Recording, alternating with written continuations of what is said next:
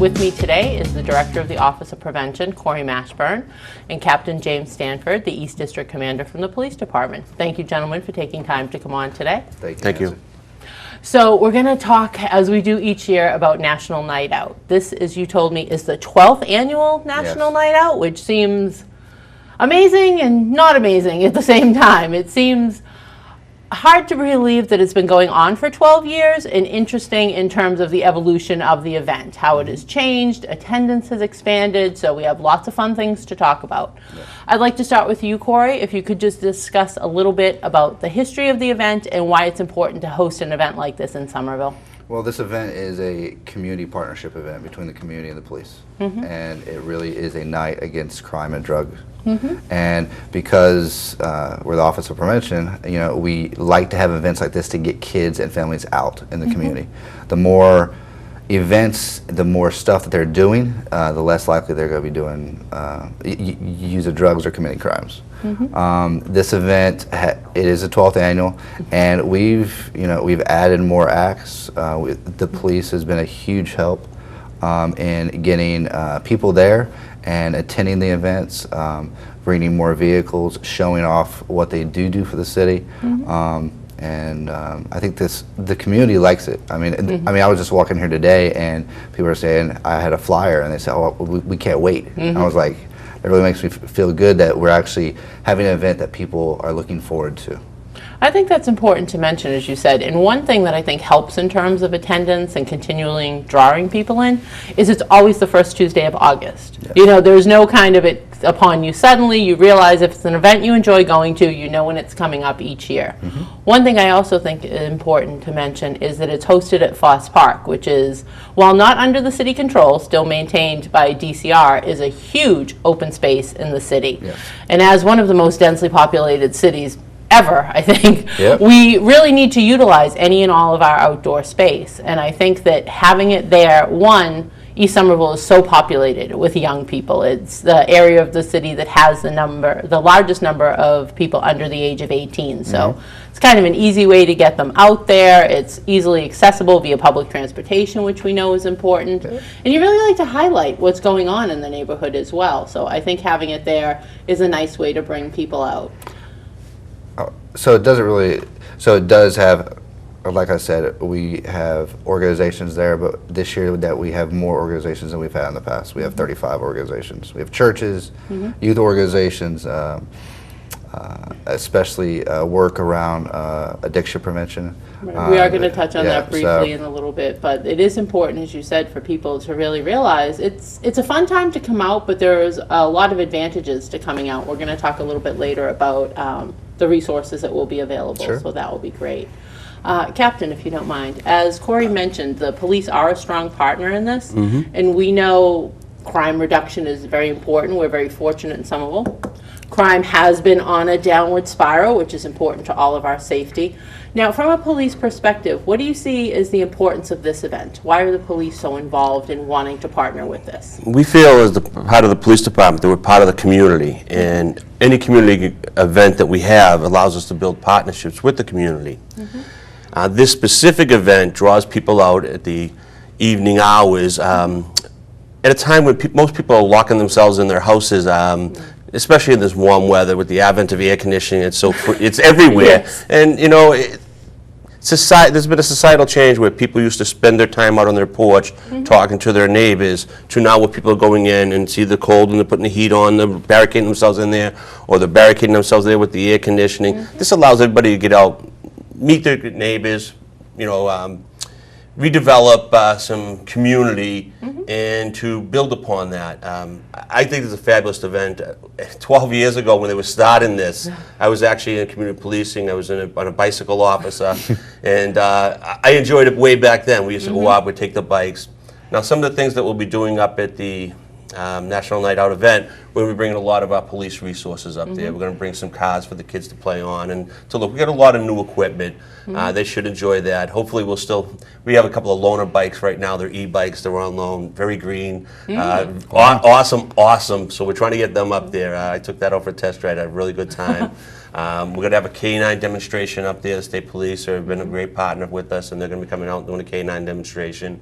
And we're trying to get a couple of horses up there also from the state police team. But it's always been a fabulous event. It's always been well attended, and we hope this year is bigger and better than last year. Well, you touched upon a few of my favorite things, and in just a moment we're going to see a clip from last year's event.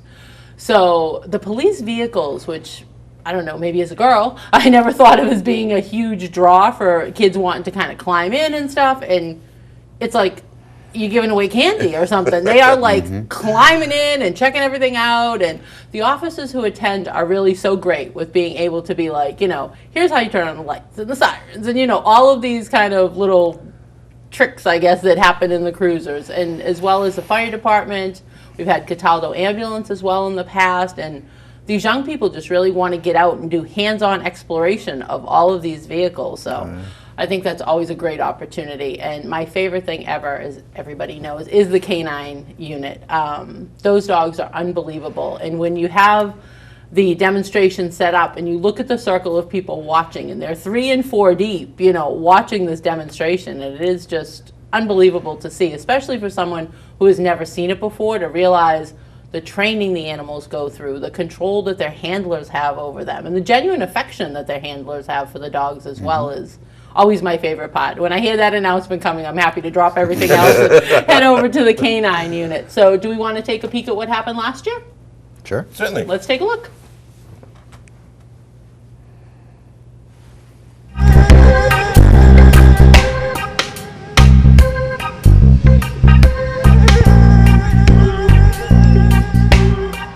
This is Draco. He's 4 years old.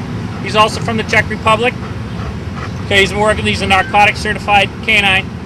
This is my second partner. My first one was with me for about 7 years or so. He's been with me for the last 3, going on 4. We'll show you just a little bit of what we do as far as obedience goes. We'll talk a little bit more. Show you a couple other things that the other dogs are going to do. Sit in. No, hey.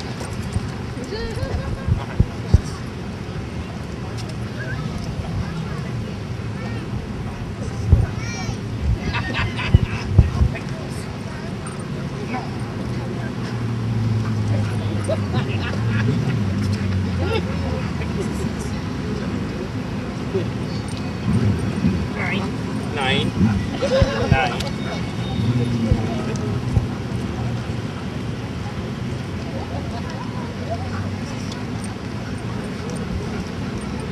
He'll sit when I stop.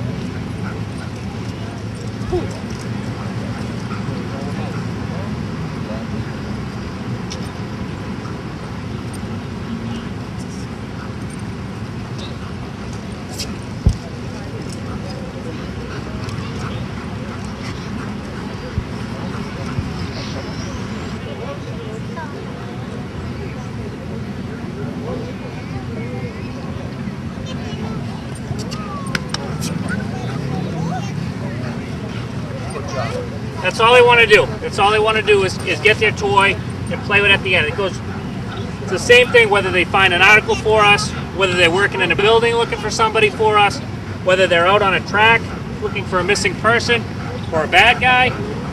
All they're looking for is to get their toy at the end. 2, 1, let's go.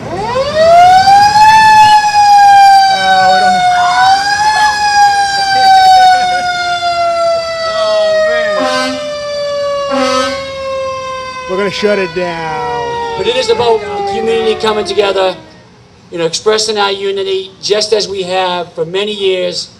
I see a lot of our youth leaders who've come out over the last several years working with groups like Teen Empowerment to institute social and behavioral change in our neighborhoods and in our schools.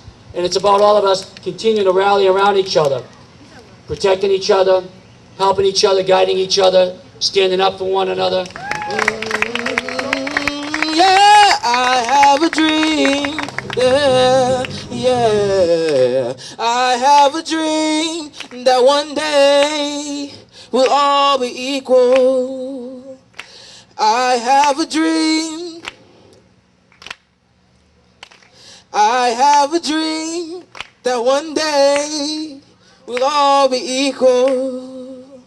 I have a dream. Who am I? Who am I to dream?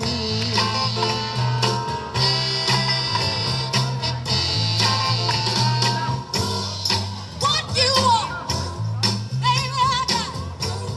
What you need, you know I got it. All I'm asking is for a little respect, just a little bit, hey, baby, just a little bit, just a little bit, mister, just a little bit. I ain't gonna do you wrong, why you gone?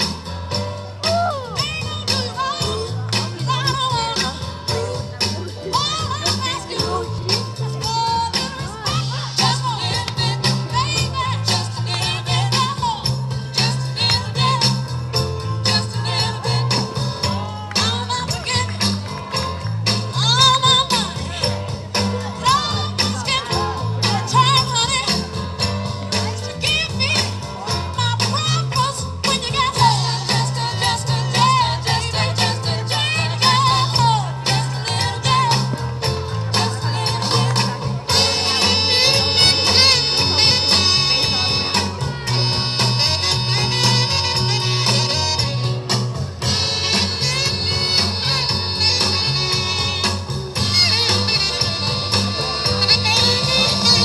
Ooh, your kisses, sweeter than honey.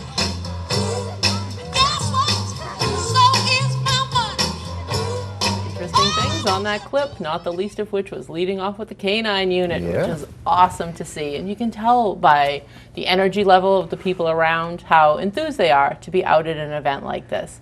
And one thing that I did want to talk about a little bit, and Cory, you could probably speak a little more to this, and Captain Stanford as well. We know that the city is facing an opioid issue at this point. This is not exclusive to Somerville. This is not exclusive to the state, to the region. At this point, this is a national concern. We know local officials have spoken out very strongly about this. Mayor Curtatone has always been very proactive in terms of tackling these sorts of issues head on. Yep.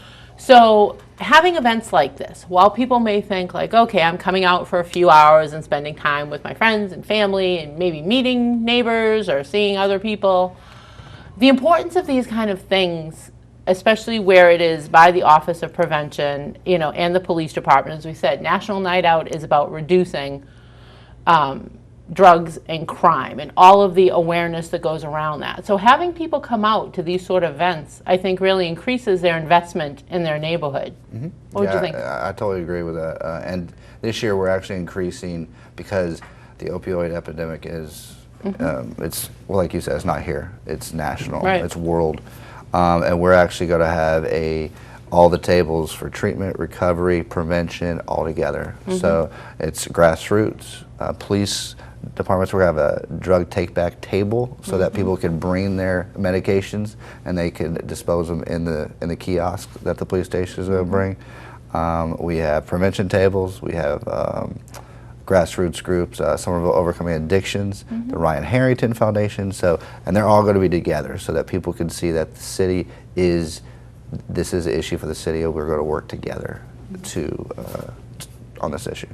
Yeah, I think that's very important. Now, Captain, I know you had attended the event the Ryan Harrington Foundation hosted with Chris Herron. I'm sorry, I totally went blank for a moment. With Chris Herron coming and speaking about that. And they also had tables at that event with resource information. And again, the importance, I think, of showing that we're all affected by this in some way, shape, or form. And I know Chief Fallon is always very proactive in stating, we can't arrest our way out of these sorts of problems. So what do you see as the importance of coming out in terms of using these sort of events, as you said, to connect with neighbors? Right. First off, I saw a statistic, I heard a statistic the other day that was actually mind-blowing. Wow. And what it was that opiate deaths exceeded motor vehicle crash deaths last year for the first time ever. And Horrifying. when I heard that, it was one of the most horrifying things. Now, what the Harrington Foundation, in conjunction with the other agencies did in bringing Chris Herron in, was absolutely moving. It was the first time I had the opportunity to speak. I found it very impactful. I think the crowd had a very good response to that. I think the majority of people who attended that felt the same way. He really did do a fabulous job, and it's nice to see the city where I still call home, although I have moved, but I still think of it that way. It's nice to see them being out in the forefront and combating. And from the very beginning, when this issue first rose, the mayor was out in front and pushing programs, and so I'm very happy. So I'd like people to know, if there are people out there who need services, that we do have resources available to contact us if we can help them out. That would be do everything we can to do so. In regards to this particular event, it's great that we have all this material. It's fabulous that we have the resources and that people are out there. And I know with a huge portion of it is to advertise, the issue and to get resources directed towards those. But I'd like to think of it as a fun event for people to come out and just have a good time and to talk to people and to meet new people and get to know some of us. There's a lot of city workers and myself, other police officers. I'm sure both of you and your staffs will be down there. So it gives us an opportunity to meet the members of the community on a more informal setting. I think that's more of the positive that I would take from it. Oh, definitely. And I think, I think all of our underlying work really is about, we talked about reducing stigma, but not being kind of in your face about it. You know what I mean? So you come to this event because you want to see the canine, or you want to see the Sunsetters perform, or you have a child who's doing a spoken word piece, and you come, and while you're there enjoying that, you have the opportunity to peruse the tables and, find out everything from housing information to food benefits to then, you see another resource table. And again, these issues impact all of us in some way, shape, or form. If we're fortunate enough to not have it in our own lives, we all know someone who struggles with any of those issues. I mean, Somerville's a great place to live. It's getting kind of tight to afford to live here. So if you know of a friend who's looking for that, and you stop by the housing information table and you're able to pick up something that you can share with someone else. So we want people to come out and have fun, because it's an awesome time. I was hoping you could talk just a little bit about the work of the Office of Prevention and how this event ties in with your overall scope. Well, Somerville Cares About Prevention has been here within the city since 2004, and we really working with the youth around drug prevention, but it's really grown, because when you talk about drugs, you don't really emphasize, okay, I'm going to concentrate on alcohol. You concentrate on the risk of protective factors. What are the protective factors that the kids have? Good parents, good friends, schools. What are the risk factors? Could it be bullying, people yelling at them during the day, bad grades? And this event really, like Captain Stanford said, it really lets them just have fun. It come with your family. Come eat a hot dog, hamburger, come just sit down and enjoy Somerville. I think that's important to mention, as the captain just said, developing the relationship. So you guys, you're out in the community, and for a lot of people, when they call the police, it's because something bad is happening. You're not calling to be like, hey, I'd like to get to know you better. These sort of presence in the community where you're able to attend these different events and have your officers out in different ways. I mean, in the past, you've had officers in cruisers, bicycles, motorcycles, the state police on the horses. There's been a lot of variety with that. And I think it's such a setting that's so much more conducive to people coming up and just being like, hi, I'm Nancy, I live in, Ward 3, and I'd like to get to know a little bit more about your work, or just really getting that initial contact with the community members, I think makes it so much easier for them.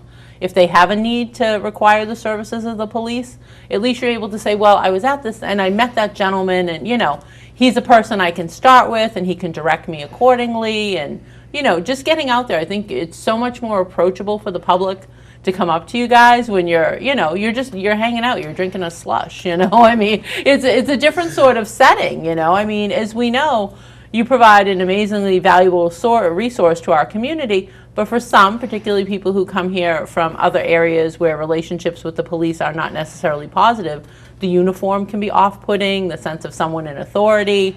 So anything to kind of equalize that, I think, is a great step. And these events, like we see in the clip we saw, the young people climbing in the fire truck and the parents are getting to chat with the staff. And it's just such a friendly atmosphere that I think, it's fun, but there are definitely opportunities you can take advantage of while you're there.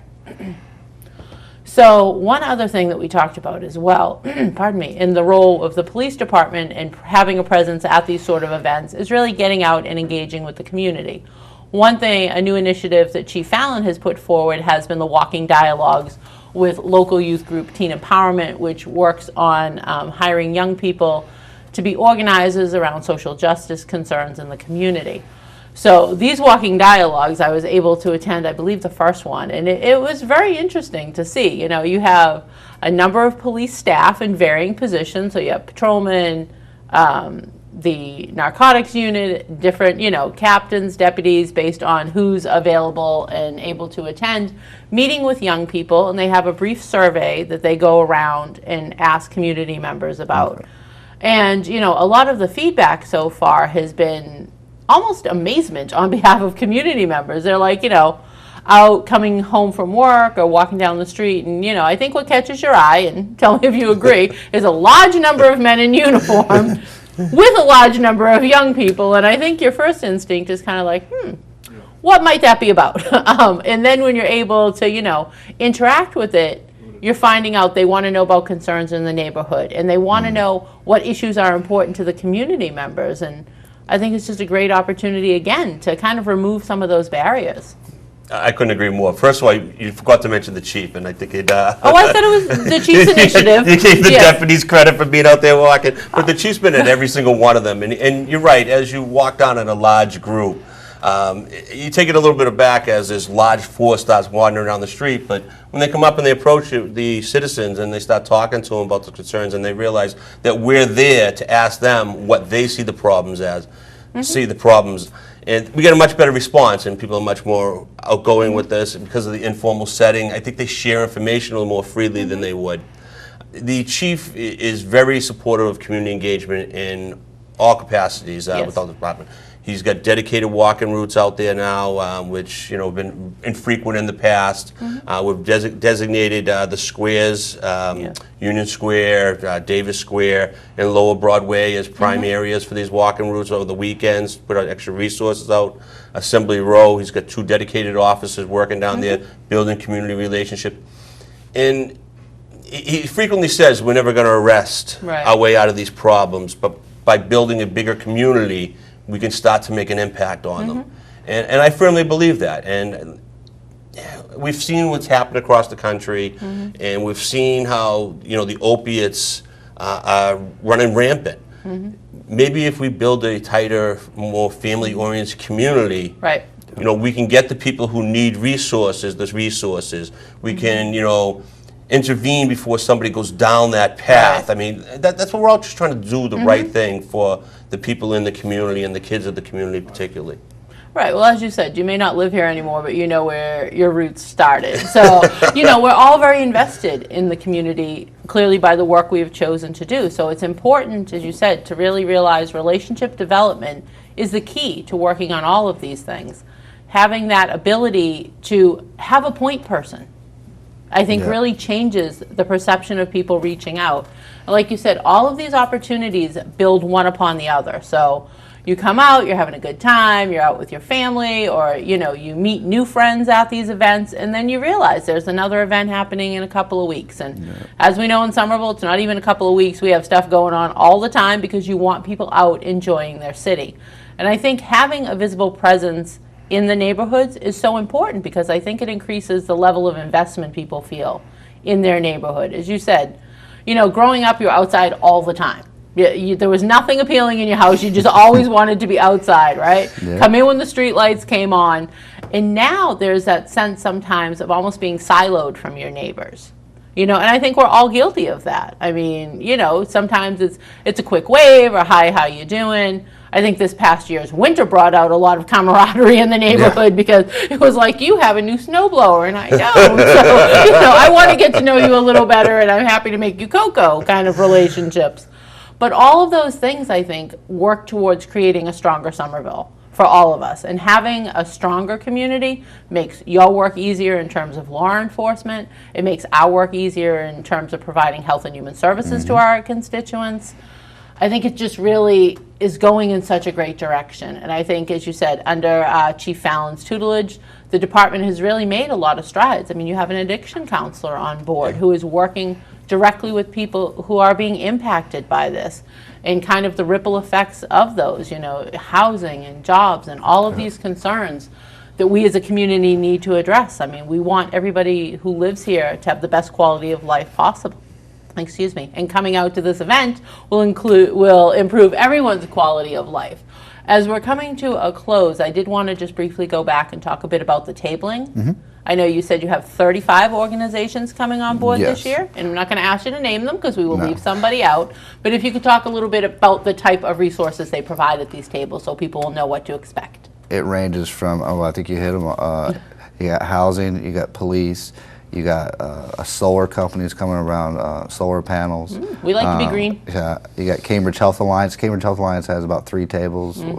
Sexually transmitted diseases, the emergency department. You got the school has 3 tables with different programs. Really, it is education, but everybody will have giveaways. Right, it's educational in a fun way. So you go around to get these things, and you walk away with bubbles or your face painted, and So I think it's a nice way to ensure that everyone's getting what they need, because clearly our youngsters are coming for the fun time. They want to hear the singing, and they want to see the dogs, much like me. But while they're doing that, the adults that are with them are able to really pick up any needed information, and I think it makes a nice complete package for an event. Yeah. So we talked about it is Tuesday, August 4th, always the first Tuesday of August, so people can plan accordingly. 5 to 8 p.m. at Foss Park, which is the corner of McGrath and Broadway. Again, completely accessible via public transportation. There is a parking lot in front. There's residential parking in the neighborhood. Yes. It's walkable for a lot of our attendees. So we're going to close quickly with a highlight of yours from a past event. What's your favorite thing that we could talk about for 1 minute that would draw people out? I think with the youth performing is always the canine unit's great. Yeah, that's mine. But we'll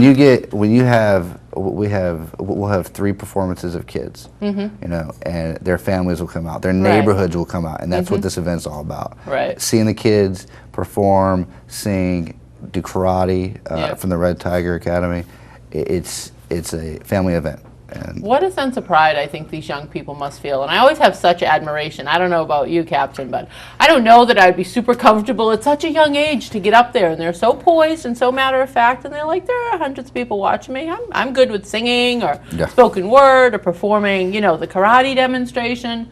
They're just so matter of fact about it. So, again, we want to encourage everyone to come out. It's a great opportunity to meet our local police officers, find out resource information, share a fun night, see the performances. It's a great time. I want to thank you both for taking time out of your day to come on, share this important information with the community. We have contact numbers on the screen, so if people are looking to follow up with either of you, they'll be able to do so. Please. Thank you so much. Thank you. As always, I'd like to thank you for watching. I'm Nancy Bacci. We'll see you next month. Thank you.